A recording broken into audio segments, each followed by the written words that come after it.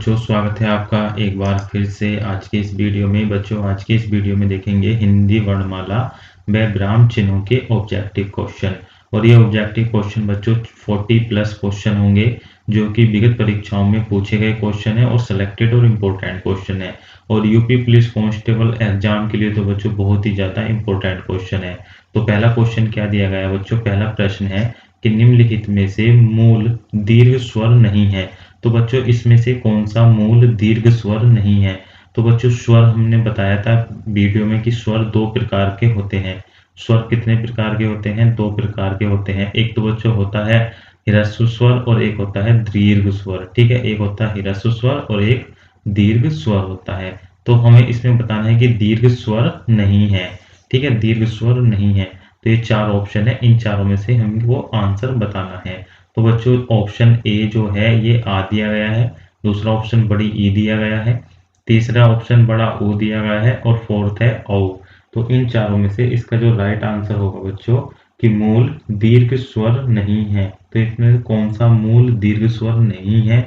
तो बच्चों देखिए, ये भी क्या होता है, आ जो होता है ये भी मूल दीर्घ स्वर होता है और बड़ी ई भी मूल दीर्घ स्वर होता है और जो बड़ा ओ होता है ये भी क्या हमारा मूल दीर्घ स्वर होता है। लेकिन जो औ होता है ये हमारा क्या मूल दीर्घ स्वर नहीं होता है। तो इसका right answer option number D हो जाएगा। ठीक है, ऑप्शन नंबर डी इस क्वेश्चन का राइट आंसर हो जाएगा। तो बच्चों, इस क्वेश्चन में क्या है, आपको कंफ्यूज नहीं होना है। इसका जो आंसर होगा ये ऑप्शन डी ही होगा। कुछ बच्चे बोल रहे हैं कि सर इसका आंसर ऑप्शन डी नहीं होगा, लेकिन इसका आंसर ऑप्शन डी ही होगा। अगर अभी भी आपको डाउट है तो आप कमेंट बॉक्स में जरूर बताएं, क्योंकि बच्चों यहाँ पर जो दिया गया है ना मूल दीर्घ स्वर नहीं है। तो बच्चों, सबसे पहले तो आपको पता होना चाहिए कि मूल स्वर कौन कौन से होते हैं। तो बच्चों, ये मूल स्वर होते हैं ए, छोटी ई, छोटा ऊ और ये तीसरी सी। अगर बच्चों ये मूल स्वर हैं और हम आपसे पूछा जाए कि इनका दीर्घ स्वर कौन सा होगा, जो ये मूल स्वर है इनके दीर्घ स्वर कौन कौन से बनेंगे?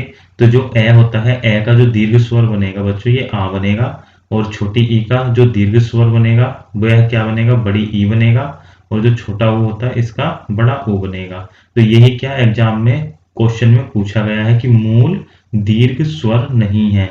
तो बच्चों, ये तीन तो क्या है, मूल हमारे मूल भी हैं ये और दीर्घ स्वर भी हैं। तो मूल दीर्घ स्वर तो है बच्चों ये तीनों, यानी आ भी होता है, बड़ी ई भी और बड़ा ओ भी। लेकिन औ जो होता है ये मूल दीर्घ स्वर नहीं होता। अगर बच्चों पूछ लेता है कि कौन सा दीर्घ स्वर नहीं है, तो ये क्या क्वेश्चन हमारा गलत हो जाता है, क्योंकि सारे के सारे दीर्घ स्वर हैं, लेकिन मूल दीर्घ स्वर की उसने क्वेश्चन में बात की है। तो आई होप आपको ये क्वेश्चन क्लियर हो गया होगा। अगर अभी भी क्लियर नहीं हुआ है किसी बच्चे के तो कमेंट बॉक्स में जरूर बताएं। बढ़ते हैं नेक्स्ट क्वेश्चन की ओर। नेक्स्ट क्वेश्चन क्या है बच्चों? क्वेश्चन नंबर 2 है कि हिंदी में ध्वनियां कितने प्रकार की होती है। तो हमें क्वेश्चन में ये दिया है कि हिंदी में ध्वनियां कितने प्रकार की होती है। पहला ऑप्शन है 2, दूसरा है 4, तीसरा है 6 और फोर्थ है 8 प्रकार की। तो इसका जो राइट आंसर है बच्चों वह है 2 प्रकार की। ऑप्शन ए इसका राइट आंसर हो जाएगा 2 प्रकार की, क्योंकि 2 प्रकार की ध्वनियां ही हिंदी में क्या प्रयोग होती है। यानी कौन सी? एक तो हो जाती है स्वर ध्वनियां, एक क्या होती है, व्यंजन ध्वनियां होती है। यानी इन 2 प्रकार की ध्वनियों को का ही हम क्या प्रयोग करते हैं हिंदी में। तो यानी कुछ वर्ण जो होते हैं, कुछ वर्ण या ध्वनियां बोल सकते हैं उन्हें, वर्ण का ही दूसरा नाम ध्वनि होता है। सभी बच्चों को पता होगा कि वर्ण का दूसरा नाम ही ध्वनि होता है और ये भाषा की सबसे छोटी इकाई भी होती है। और ये वर्ण जो ध्वनियां होती है 2 ही प्रकार की होती है, एक तो स्वर वर्ण या स्वर ध्वनियां और एक व्यंजन ध्वनियां। तो आई होप आपको समझ में आ गया होगा। इसका आंसर ऑप्शन ए है, यानी 2 है। बढ़ते हैं नेक्स्ट क्वेश्चन की ओर।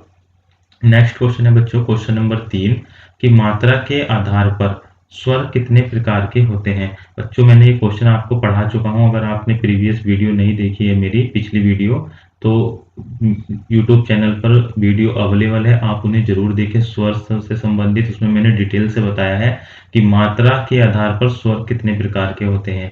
तो पहला ऑप्शन है 2, दूसरा ऑप्शन है 3, तीसरा ऑप्शन है 4 और फोर्थ ऑप्शन है 5। तो बच्चों, जो मात्रा के आधार पर स्वर होते हैं वह 3 प्रकार के होते हैं। ऑप्शन नंबर बी इस क्वेश्चन का राइट आंसर है। ऑप्शन नंबर जो बी है बच्चों 3, इसका राइट आंसर हो जाएगा। अब बच्चों आपसे पूछ लेता है एग्जामिनर कि 3 कौन कौन से होते हैं। तो जो 3 होते हैं, नंबर 1 होता है ह्रस्व स्वर। ठीक है, ह्रस्व स्वर। सभी को पता है कि ह्रस्व स्वर कौन कौन से होते हैं। तो ह्रस्व स्वर कौन से होते हैं? ए, ई और उ, ये क्या होते हैं? हमारे ह्रस्व स्वर होते हैं। दूसरा क्या होता है बच्चों? दूसरा होता है ह्रस्व स्वर के बाद क्या आता है? दीर्घ स्वर। दीर्घ स्वर, सभी बच्चों को पता है कि दीर्घ स्वर कौन कौन से होते हैं? तो आ होता है, बड़ी ई होता है, बड़ा ऊ होता है और ए, दोनों ए होते हैं ये, और दोनों ही ओ होते हैं।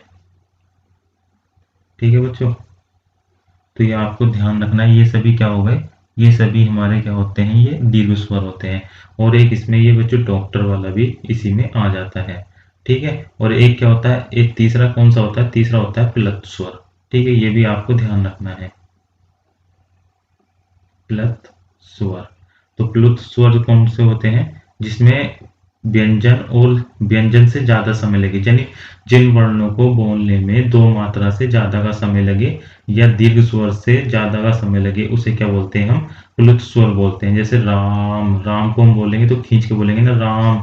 जैसे जब रामायण पढ़ते हैं तो राम बोलते हैं तो उसमें राम को खींच के बोलते हैं। तो यानी ओम, ओम इस प्रकार का जो वर्ड होता है ओम, तो ओम का जब उच्चारण करते हैं तो खींच कर करते हैं ओम। तो ये सभी क्या होते हैं? प्लुत स्वर में आ जाते हैं। तो बच्चों ये क्वेश्चन नंबर 3 इंपॉर्टेंट क्वेश्चन था, और इस प्रकार के क्वेश्चन आपको एग्जाम में देखने के लिए मिलते हैं। और आपको ये क्वेश्चन क्लियर हो गया होगा कि मात्रा के आधार पर जो स्वर होते हैं वह 3 प्रकार के होते हैं। 3 कौन कौन से बच्चों? ह्रस्व स्वर। ह्रस्व स्वर कौन कौन से होते हैं? छोटा ए, छोटी ई, छोटा उ। और दूसरे प्रकार का कौन सा होता है? दीर्घ स्वर। दीर्घ में क्या हो गए? जिनमें दो मात्रा, इन सभी की बच्चों दो मात्रा होती है। ठीक है, ध्यान रखना, इन सभी की क्या होती है?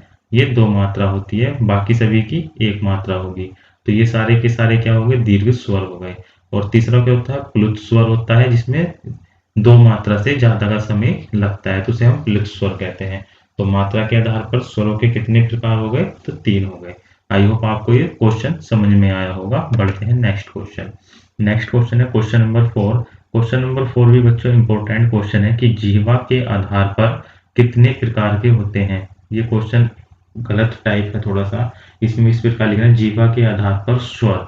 ठीक है, जीवा के आधार पर स्वर, यहाँ स्वर वर्ड दिया गया है ये, कि स्वर कितने प्रकार के होते हैं। तो जीवा के आधार पर स्वर कितने प्रकार के होते हैं? पहला ऑप्शन है 2, दूसरा ऑप्शन है 3, तीसरा ऑप्शन है 4 और फोर्थ ऑप्शन है 6। तो बच्चों इस क्वेश्चन का जो राइट आंसर है वह होगा क्या? 3। ठीक है, 3, option number B. Option number B, 3 प्रकार के। ऑप्शन नंबर बी इस क्वेश्चन का ये राइट आंसर हो जाएगा। 3 प्रकार के। 3 प्रकार के क्या होते हैं? ये जीवा के आधार पर स्वर होते हैं।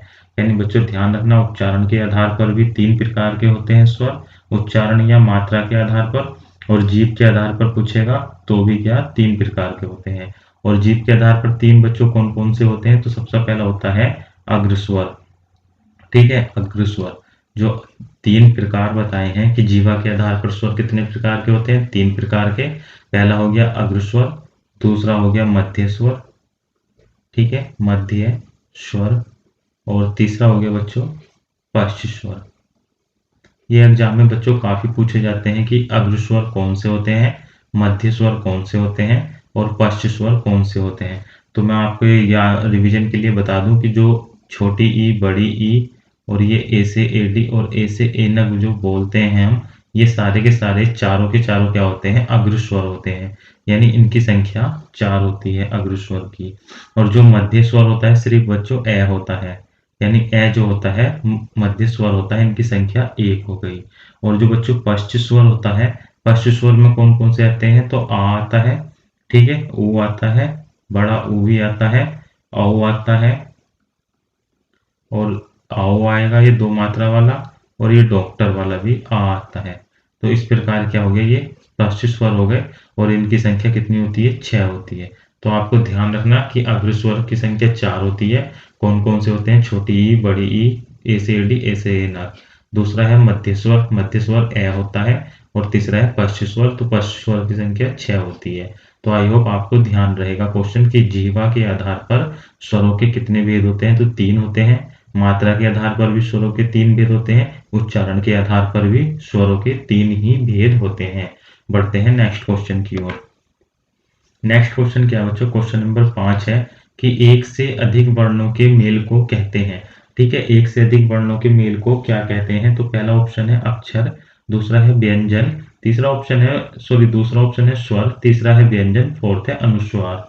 तो इन चारों में से इसका जो राइट आंसर होगा बच्चों वह होगा व्यंजन, ऑप्शन सी। ऑप्शन सी इस क्वेश्चन का राइट आंसर है। इजी क्वेश्चन है कि एक से अधिक वर्णों के मेल को हम क्या बोलते हैं? व्यंजन बोलते हैं। जैसे बच्चों राम लिखा है मैंने, राम, तो राम में क्या है? ये वर्ण है, यानी रा वर्ण है और म्या वर्ण है। लेकिन इसमें क्या है? एक से अधिक वर्णों के मेल को हम क्या बोलते हैं? व्यंजन है। तो रा क्या है हमारा बच्चों? स्वर तो है नहीं, तो रा भी हमारा क्या है? ये व्यंजन है। और मा भी क्या है? ये व्यंजन है। तो यहाँ रा पे बच्चों दो वर्ण छिपे हुए हैं, रा प्लस आ। ठीक है, इसी प्रकार मैं में भी बच्चों दो वर्ण छिपे हुए हैं, मैं हलन प्लस के ए। तो कुल मिलाकर बच्चों ये राम में जो है चार वर्ण छिपे हुए थे। तो इस प्रकार ध्यान रखना कि एक से अधिक वर्णों के मेल को क्या कहते हैं? हम व्यंजन कहते हैं। जो व्यंजन होते हैं बच्चों एक से अधिक वर्णों के मेल से ही बनते हैं, यानी स्वर जो होते हैं स्वर एक से अधिक वर्णों के मेल से नहीं बनते। तो ये आपको छोटे छोटे पॉइंट ध्यान रखने होंगे। बढ़ते हैं नेक्स्ट क्वेश्चन की ओर।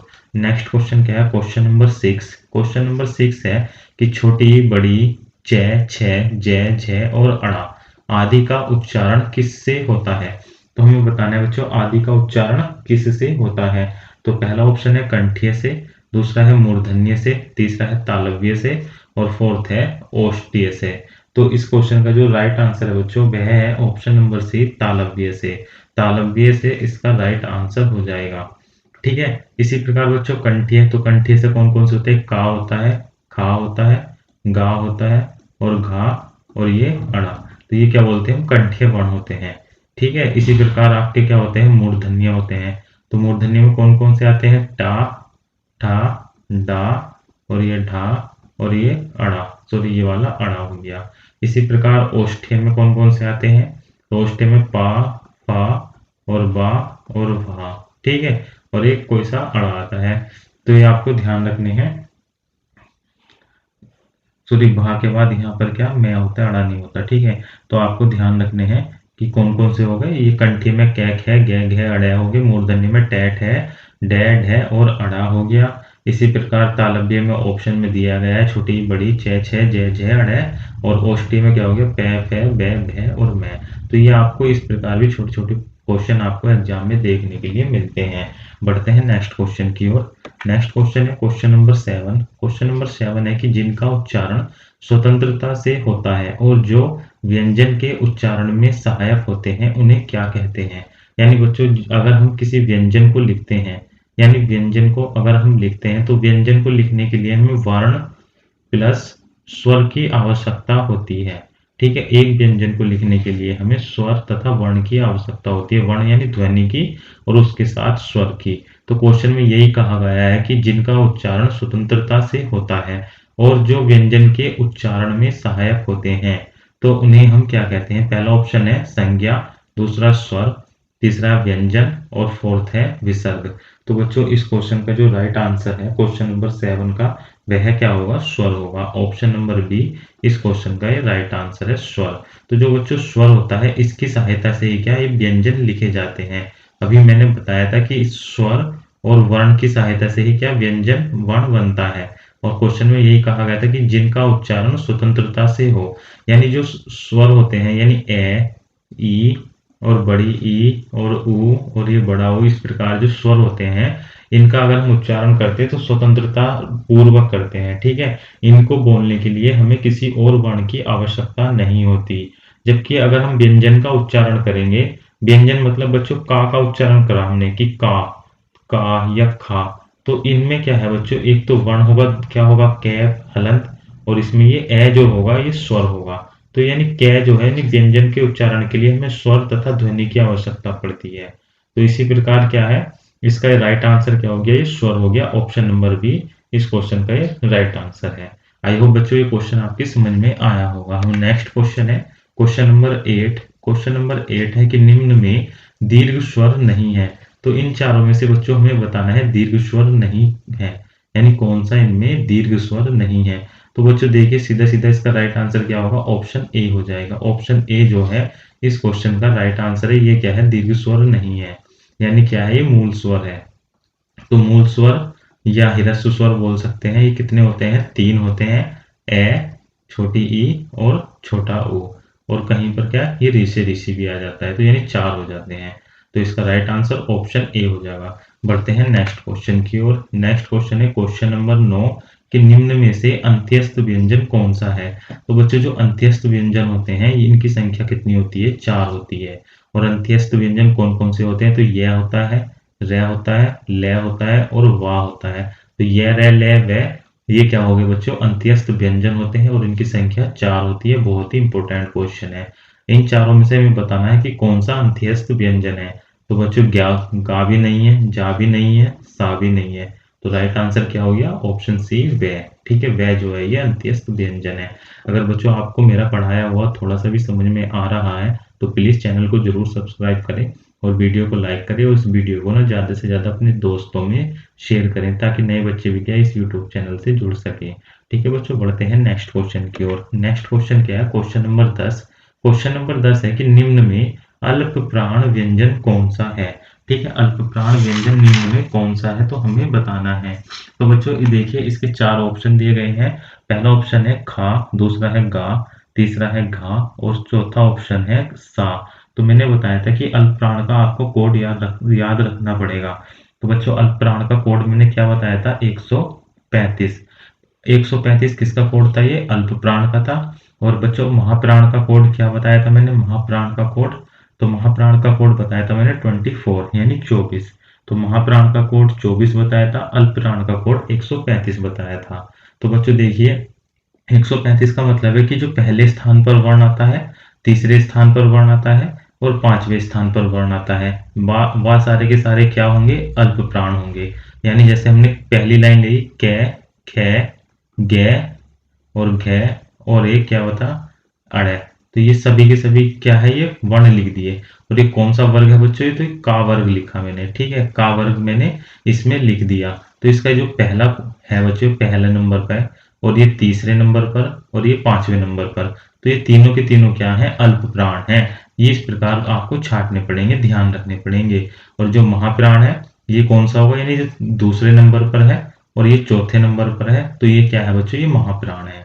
तो इसी प्रकार देखिए का खा, तो खा क्या है? ये महाप्राण हो गया क्योंकि दूसरे नंबर पर आता है, तो ये वर्ड क्या है? महाप्राण है। इसी प्रकार कै, ख, ग, तो ग तीसरे नंबर पर आता है तो क्या होगा? ये अल्प प्राण होगा। ये अल्प प्राण हो गया। ठीक है, इसी प्रकार कै, ख, ग, घ, तो ये घ जो है चौथे नंबर पर आता है, तो चौथा किसमें बताया मैंने? ये महाप्राण में। तो ये क्या हो गया? महाप्राण हो गया। और ये स जो है बच्चों, ये स जो दिया गया है ये ऊष्म व्यंजन दिया गया है, ऊष्म व्यंजन। तो आपको क्वेश्चन को इलिमिनेट करके भी इसका आंसर लगा सकते हैं। तो इसका राइट आंसर क्या होगा? अल्प प्राण कौन सा होगा बच्चों? ऑप्शन बी हो जाएगा। तो ऑप्शन बी इस क्वेश्चन का ये राइट आंसर हो जाएगा। ये क्वेश्चन क्या है? अच्छा क्वेश्चन था। इस प्रकार के क्वेश्चन भी आपको देखने के लिए मिलते हैं।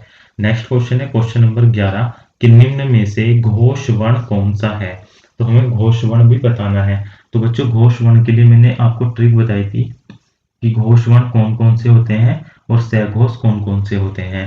तो बच्चों जो घोष वर्ण बताए थे मैंने, घोष या हम सहघोष भी कह सकते हैं।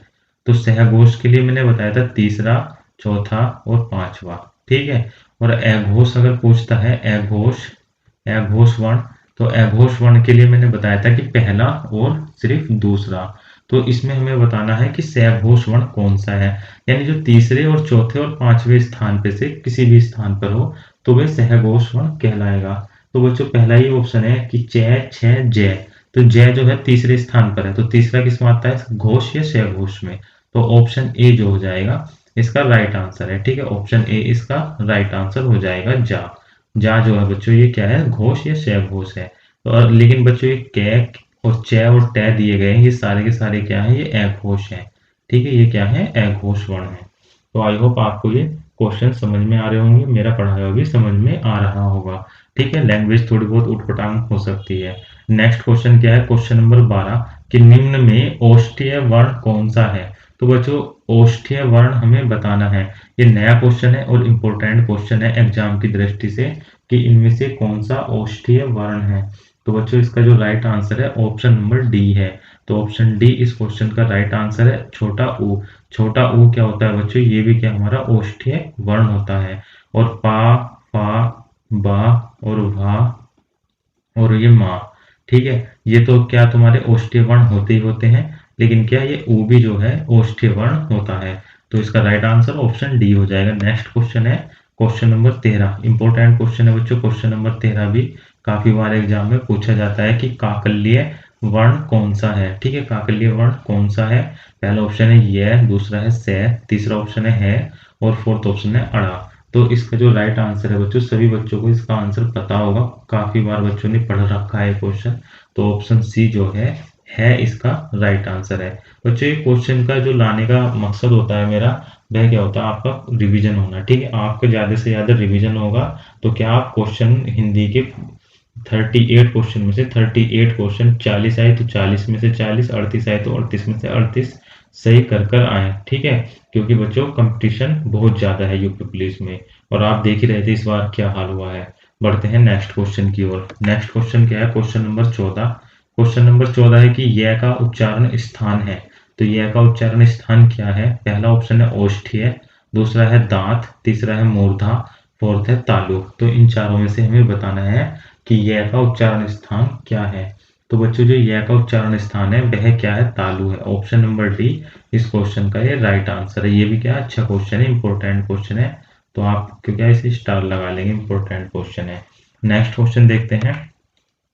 नेक्स्ट क्वेश्चन है क्वेश्चन नंबर 15। अगर बच्चों किसी बच्चे को किसी भी क्वेश्चन में अगर डाउट है तो वो कमेंट बॉक्स में जरूर बताया करे। ठीक है, ताकि अगर कुछ गलती है तो हम उसे सुधार कर सके।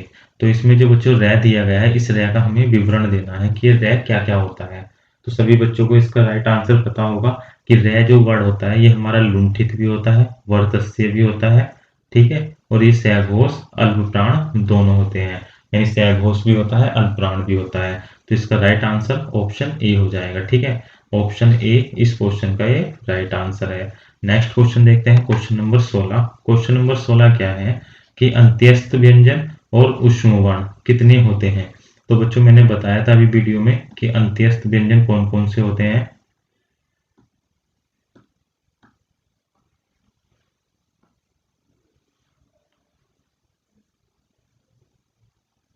तो ये अंत्यस्थ व्यंजन, ठीक है, अंत्यस्थ व्यंजन कौन से होते हैं, तो य, रे, ले और ये वे, यानी 4 होते हैं। ठीक है, इसी प्रकार ऊष्म व्यंजन, ऊष्म व्यंजन देखते हैं कौन कौन से होते हैं, या ऊष्म वर्ण भी बोल सकते हैं। तो ये सा हो गया, ये वाला शा हो गया, ये शा हो गया और ये हा हो गया, तो यानी ये भी 4 होते हैं। तो कुल मिलाकर टोटल कितने हो गए, ये 8 हो गए। तो अंत्यस्थ और ऊष्म वर्ण कितने होते हैं, तो 8 होते हैं, यानी ऑप्शन बी इस क्वेश्चन का ये राइट आंसर हो जाएगा। ठीक है, आई होप आपको ये क्वेश्चन समझ में आ गया होगा। नेक्स्ट क्वेश्चन है क्वेश्चन नंबर 17। क्वेश्चन नंबर 17 क्या है कि इस द्रव्य का वर्ण विच्छेद कीजिए। ठीक है, इस द्रव्य का वर्ण विच्छेद कीजिए, यानी बच्चों द्रव्य है, इसमें ये रै जुड़ा हुआ है और ये गैर है। तो अगर हम इसका वर्ण विच्छेद करेंगे, तो मैंने क्या दोनों वर्णों को अलग अलग लिख लिया। तो ये दै तो लिखेंगे, इस पे हलंत लगाएंगे, प्लस इसके नीचे रै निकला हुआ है। रै कौन सा, कृपा वाला, यानी इसमें रि से ऋषि भी है। और इसी प्रकार गै, तो गै हलंत, और गै में क्या होगा, ये ए होगा, क्योंकि ये व्यंजन है और व्यंजन को बिना स्वर की सहायता से नहीं बोला जा सकता। तो इस प्रकार इसमें कुल कितने वर्ण हो गए, तो 4 वर्ण हो गए। ठीक है, इसका right answer option number A हो गया। ठीक है, ऑप्शन नंबर ए इस क्वेश्चन का राइट आंसर हो जाएगा। नेक्स्ट क्वेश्चन देखते हैं, क्वेश्चन नंबर 18। क्वेश्चन नंबर 18 है कि सघोष वर्ण कौन सा है। तो सघोष वर्ण हमें बताना है। अभी बच्चों मैंने ट्रिक बताई थी कि सघोष वर्ण कौन कौन से होते हैं, तो 3, 4, 5। 3, 4, 5 क्या बताया था मैंने, सघोष वर्ण की ट्रिक बताई थी, 3, 4, 5। और अघोष वर्ण की क्या बताई थी, पहला और ये दूसरा।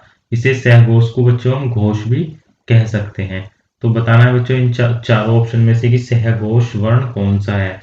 तो क्वेश्चन नंबर 18 का जो राइट आंसर होगा ऑप्शन नंबर बी होगा, यानी पे फे बे, यानी तीसरे नंबर पे ये आ रहा है। तो इसका right answer option number C हो जाएगा। अगर आपको अभी भी समझ में नहीं आया है तो मैं दोबारा बता देता हूं। देखिए, पै वर्ग लिखते हैं तो पै वर्ग में पहला अक्षर पै होता है, दूसरा पै, तीसरा वा, और फिर भय और ये फिर मैं होता है। तो इस प्रकार देखिए पहले नंबर पर, ये दूसरे, ये तीसरे, ये चौथे और ये पांचवे पे है। तो मैंने बताया कि सहघोष और घोष तीसरे चौथे पांचवे पर होते हैं। तो तीसरे पर कौन सा है? ये है। तो इसमें क्या दिया गया? ऑप्शन में व्यय दिया गया है, तो व्यय इसका राइट आंसर हो जाएगा, यानी ऑप्शन सी इस क्वेश्चन का करेक्ट आंसर है। नेक्स्ट क्वेश्चन है क्वेश्चन नंबर 19। अच्छा क्वेश्चन है कि ऊष्म व्यंजन कौन सा है। तो मैंने बच्चों अभी आपको बताया था कि ऊष्म व्यंजन कितने होते हैं? 4 होते हैं। तो कौन कौन से? ये शय, ये वाला शय, बड़ा शय और ये है। तो बच्चों इन चारों में से शय तो कोई दिया नहीं गया है, दिया गया है ऑप्शन ए। तो ऑप्शन ए इस क्वेश्चन का ये राइट आंसर हो जाएगा। नेक्स्ट क्वेश्चन है क्वेश्चन नंबर 20। क्वेश्चन नंबर 20 है कि उद्यान का शुद्ध वर्ण विच्छेद है। यानी बच्चों इस प्रकार के क्वेश्चन भी आपको देखने के लिए मिलते हैं।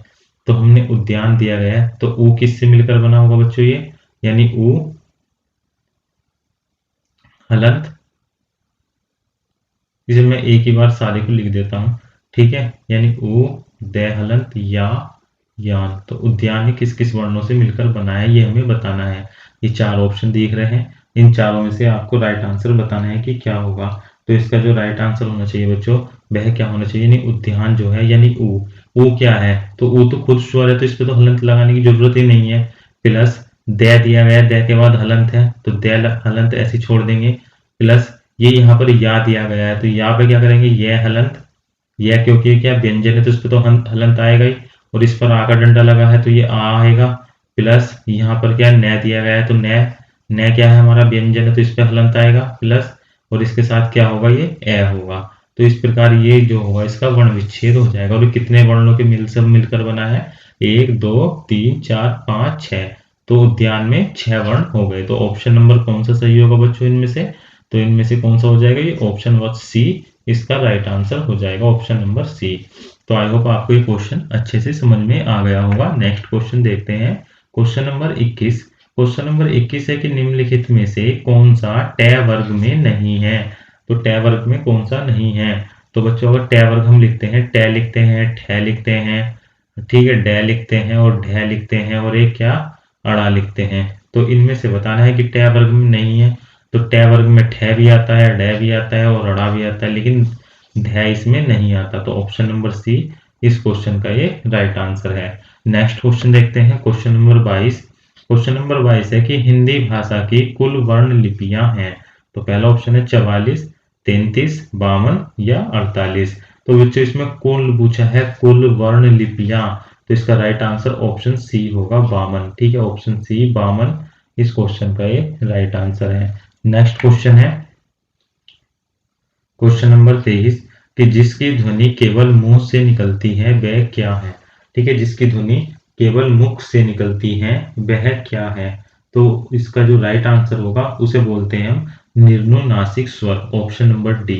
ऑप्शन नंबर डी निर्नुनासिक स्वर इसका राइट आंसर है।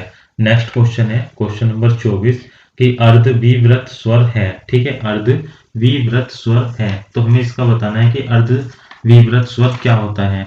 तो बच्चों इसका जो ऑप्शन दिए गए हैं, पहला दिया गया ऊ, दूसरा है ए से ए डी, फिर दिया गया तीसरा ऑप्शन आ और फोर्थ ऑप्शन दिया गया ए। तो इनमें से बताना है कि अर्धविव्रत। तो अर्धविव्रत का मतलब क्या होता है बच्चों? जिन स्वरों के उच्चारण में मुख द्वार आधा खुलता है। ठीक है, अर्धविव्रत यानी जिन स्वरों के उच्चारण में मुख द्वार आधा खुलता है उन्हें क्या बोलते हैं? हम अर्धविव्रत स्वर कहते हैं। और अर्धविव्रत स्वर कौन कौन से होते हैं आपके लिए मैं लिख देता हूं। ठीक है, अर्ध, इधर लिख देता हूं कि अर्धविव्रत स्वर कौन कौन से होते हैं। विव्रत स्वर, तो अर्धविव्रत स्वर जो होते हैं बच्चों, एक तो होता है ये ए, फिर ये ए, फिर ये ओ, और एक ये होता है डॉक्टर वाला। तो ये अर्धविव्रत स्वर होते हैं। ठीक है, और इनकी संख्या कितनी होती है बच्चों? तो इनकी संख्या 4 होती है, ये भी आपको ध्यान रखना है। तो इन चारों में से देखते हैं कौन कौन से हैं इसमें। तो बच्चों अर्धविव्रत स्वर ऑप्शन बी मिल रहा है हमारा। ठीक है, तो ऑप्शन बी इसका राइट आंसर हो जाएगा। तो ध्यान रखना है कि अर्धविव्रत स्वर किन्हें कहते हैं? जिनका उच्चारण करने में मुख आधा खुलता हो। ठीक है, उसे अर्धविव्रत कहते हैं। नेक्स्ट क्वेश्चन है क्वेश्चन नंबर 25। क्वेश्चन नंबर 25 क्या? सभी स्पर्श व्यंजन कौन से हैं? कि सभी स्पर्शी व्यंजन कौन से हैं, यानी पांचों के पांचों वर्ग के जो बच्चों व्यंजन होते हैं वो सारे के सारे क्या होते हैं, स्पर्शी व्यंजन होते हैं। स्पर्शी व्यंजन की संख्या ठीक है वैसे 25 मानी गई है, लेकिन कुल +2 कर देते हैं तो 27 हो जाती है। तो यानी कैहलंत, चैहलंत, पैहलंत और दैहलंत, ठीक है, और एक इसमें टहलंत भी आता है। तो कुल मिलाकर स्पर्शी व्यंजनों की संख्या 25 + 2 यानी 27 होती है। ऑप्शन सी इस क्वेश्चन का राइट आंसर होगा, यानी कै वर्ग, छह वर्ग, पै वर्ग, तै वर्ग और ये टै वर्ग, तो इसका राइट आंसर हो गया। बढ़ते हैं नेक्स्ट क्वेश्चन। नेक्स्ट क्वेश्चन है क्वेश्चन नंबर 26 कि सभी महाप्राण वर्णों का वर्ग है। ठीक है, इन चारों में से बताना कि उसमें सारे के सारे क्या है, महाप्राण है। अल्प प्राण का कोड क्या बताया था मैंने बच्चों, अल्प प्राण। तो अल्प प्राण का कोड बताया था पहला, तीसरा, पांचवा। महाप्राण का कोड क्या बताया था बच्चों, तो महाप्राण का कोड बताया था दूसरा और चौथा। तो यानी दूसरे और चौथे स्थान पर यानी का, खा, तो खा सही है। ठीक है, चै, छह, ये भी सही है। टैट है तो ये सही है, यानी पहला ही ऑप्शन क्या है, महाप्राण का है। दूसरा देखते हैं, तै, थे, दै, धै, ये चौथा सही आ रहा है।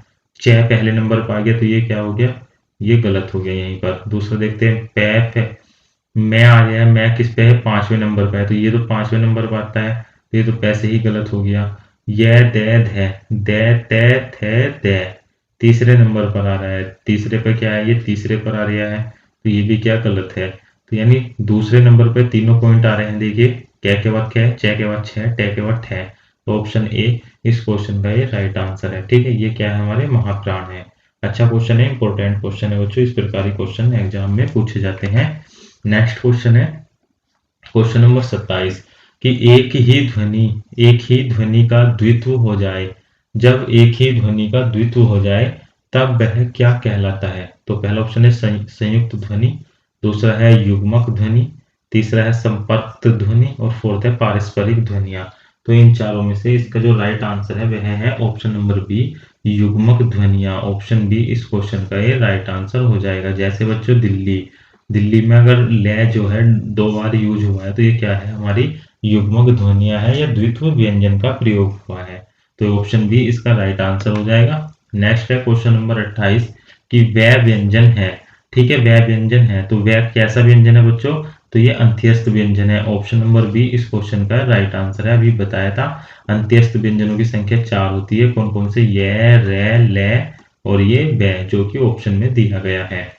पढ़ते हैं नेक्स्ट क्वेश्चन। नेक्स्ट क्वेश्चन है क्वेश्चन नंबर 29 कि लिखित भाषा में मूल ध्वनियों के जो चिन्ह मान लिए गए हैं, ठीक है, तथा जिस रूप में ये लिखे जाते हैं उसे क्या कहते हैं। लिखित भाषा में मूल ध्वनियों के लिए जो चिन्ह मान लिए गए हैं तथा जिस रूप में ये लिखे जाते हैं उसे क्या कहते हैं। तो पहला ऑप्शन है स्वर, दूसरा है लिपि, तीसरा है ध्वनि कहते हैं, फोर्थ है व्यंजन कहते हैं। तो क्वेश्चन नंबर 29 का जो राइट आंसर होगा बच्चों उसे हम लिपि कहते हैं। ऑप्शन नंबर बी इस क्वेश्चन का राइट आंसर है। अगर आपको ये क्वेश्चन समझ में नहीं आया है तो वीडियो को पॉज कीजिए, क्वेश्चन को ध्यानपूर्वक पढ़िए, फिर ऑप्शन देखिए। आई होप कि आपको ये क्वेश्चन समझ में आ जाएगा। बढ़ते हैं नेक्स्ट क्वेश्चन की ओर। नेक्स्ट क्वेश्चन है क्वेश्चन नंबर 30 क्वेश्चन क्या है कि पै, फै, वै, भै, मै व्यंजन है। तो बच्चों ये कैसे व्यंजन है, तो ऑप्शन बी ओष्ठ्य व्यंजन है। ऑप्शन बी इस क्वेश्चन का ये राइट आंसर हो जाएगा। ठीक है, बढ़ते हैं next question. Question number 31। Question number 31 है दो व्यंजन जब एक साथ मिलते हैं तो क्या कहलाते हैं। 4 ऑप्शन दिए गए हैं, इन चारों में से हमें राइट आंसर बताना है। तो इन चारों में से बच्चों इसका राइट आंसर होगा ऑप्शन ए संयुक्त व्यंजन। जब दो व्यंजन एक साथ मिलते हैं तो उन्हें हम संयुक्त व्यंजन कहते हैं। ऑप्शन ए इस क्वेश्चन का राइट आंसर हो जाएगा। नेक्स्ट क्वेश्चन देखते हैं क्वेश्चन नंबर 32 क्वेश्चन है कि वर्ण तालिका के अनुसार ह्रस्व, दीर्घ और प्लुत क्या है। तो बच्चों ये क्या है, ये मात्रा के अनुसार वर्णों के भेद हैं। तो क्वेश्चन नंबर 32 का जो राइट आंसर है क्या होना चाहिए, पहला ऑप्शन है स्वर, दूसरा व्यंजन है, मात्रा है, विसर्ग है। तो बच्चों ये सारे के सारे क्या है, स्वर है। ठीक है, स्वर है और ये उच्चारण के आधार पर या मात्रा के आधार पर 3 प्रकार के स्वर होते हैं। उच्चारण या मात्रा के आधार पर स्वरों की संख्या कितनी बताई गई है, तो 3 बताई गई है। कौन कौन सी, ह्रस्व, दीर्घ और प्लुत। बढ़ते हैं नेक्स्ट क्वेश्चन की ओर। नेक्स्ट क्वेश्चन है क्वेश्चन नंबर 33। यहाँ पर क्या बड़ा सा है, ये स्पर्श व्यंजन, कंठ्य ध्वनियां, अघोष तथा महाप्राण ध्वनियां हैं। तो इन चारों में से बताना है कि कौन सा होगा वह है। ठीक है, जो कंठ्य भी हो, अघोष भी हो, महाप्राण भी हो, ठीक है, महाप्रपाण नहीं, महाप्राण है, पैर यहाँ पर एक्स्ट्रा लिखा गया है। ठीक है, तो ये महाप्राण है। तो क्वेश्चन नंबर 33 का जो बच्चों राइट आंसर है वह क्या होगा, ख होगा। ठीक है, ऑप्शन सी, ऑप्शन सी ख इस क्वेश्चन का ये राइट आंसर हो जाएगा। ये क्या है बच्चों, ये स्पर्श व्यंजन भी है, कंठीय ध्वनिया भी क्योंकि क्या वर्ग में आता है, और ये अघोष भी है, और ये महाप्राण भी है। तो बढ़ते हैं नेक्स्ट क्वेश्चन की ओर। नेक्स्ट क्वेश्चन है क्वेश्चन नंबर 34 कि दंतोष्ठीय ध्वनि कौन सी है। तो दंतोष्ठीय ध्वनि इजी क्वेश्चन है बच्चों, कौन सी होगी क्वेश्चन नंबर 34, तो वह होगी व, ऑप्शन नंबर ए इस क्वेश्चन का ये राइट आंसर हो जाएगा। बढ़ते हैं नेक्स्ट क्वेश्चन की ओर। नेक्स्ट क्वेश्चन है क्वेश्चन नंबर 35 कि हिंदी वर्णमाला में ऊष्म व्यंजन कौन से हैं।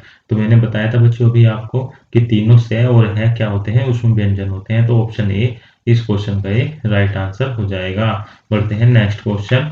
नेक्स्ट क्वेश्चन है क्वेश्चन नंबर 36 की हिंदी के जिन वर्णों का उच्चारण करते समय केवल श्वास का प्रयोग किया जाता है उन वर्णों को क्या कहते हैं।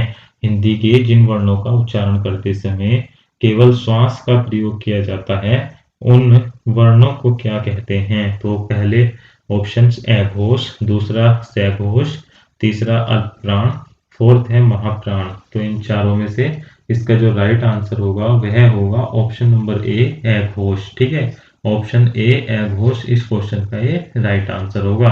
बढ़ते हैं नेक्स्ट क्वेश्चन। नेक्स्ट क्वेश्चन है क्वेश्चन नंबर 37 की य र ल व व्यंजनों को क्या कहते हैं। तो सभी बच्चों को पता है कि य र ल व जो व्यंजन होते हैं उन्हें हम अंत्यस्थ व्यंजन कहते हैं। ऑप्शन नंबर बी इस क्वेश्चन का राइट आंसर है। बढ़ते हैं नेक्स्ट क्वेश्चन। क्वेश्चन नंबर 38 कि निम्नलिखित में से पार्श्विक ध्वनि कौन सी है। तो क्वेश्चन नंबर 38 का जो राइट आंसर होगा क्या होना चाहिए कि पार्श्विक ध्वनि। तो पार्श्विक ध्वनि कौन सी होती है, लय होती है। ठीक है बच्चों, अगर रै पूछता तो रै कैसी ध्वनि है, तो ये लुंठित ध्वनि है। ठीक है, रै लुंठित ध्वनि होती है, लय जो होती है पार्श्विक ध्वनि होती है। ऑप्शन बी इस क्वेश्चन का राइट आंसर है। बढ़ते हैं नेक्स्ट क्वेश्चन। नेक्स्ट क्वेश्चन है निम्नलिखित में से कौन सा अंत्यस्थ व्यंजन है। तो यह रह ले वह, इनमें से कोई सा नहीं दे रखा, लेकिन फिर भी ले दे रखा। यह रह ले यानी ले जो है बच्चों ये अंत्यस्थ व्यंजन है। ऑप्शन नंबर ए इस क्वेश्चन का ये राइट आंसर हो जाएगा। ये और इस वीडियो का बच्चों लास्ट क्वेश्चन है क्वेश्चन नंबर 40 और इम्पोर्टेंट क्वेश्चन है कि